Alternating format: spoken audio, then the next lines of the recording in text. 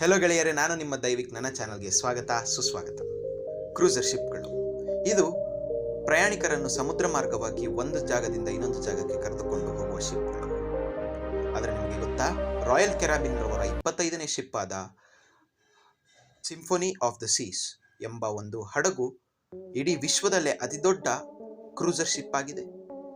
ಇದು 2,28,000 ಟನ್ಸ್ ಅಷ್ಟು ತೂಕವನ್ನು ಹೊಂದಿದ್ದು 9,000ಕ್ಕಿಂತ ಅಧಿಕ ಪ್ರಯಾಣಿಕರನ್ನು ಕರೆದುಕೊಂಡು ಹೋಗುವ ಕ್ಷಮತೆಯನ್ನು ಹೊಂದಿದೆ.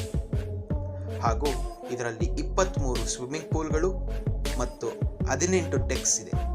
ಇದು ಒಂದು ರೀತಿ ತೇಲುತ್ತಿರುವ ಪಟ್ಟಣ ಎಂದು ಹೇಳಿದರೆ ತಪ್ಪಾಗುವುದಿಲ್ಲ. ನಿಮಗೆ ಈ ವಿಡಿಯೋ ಇಷ್ಟ ಆಗಿದ್ದರೆ ಲೈಕ್ ಮಾಡಿ, ಶೇರ್ ಮಾಡಿ, ಸಬ್ಸ್ಕ್ರೈಬ್ ಮಾಡಿ, ಬೆಲ್ ಐಕಾನ್ ಅನ್ನು ಪ್ರೆಸ್ ಮಾಡೋದು ಮರೆಯಬೇಡಿ.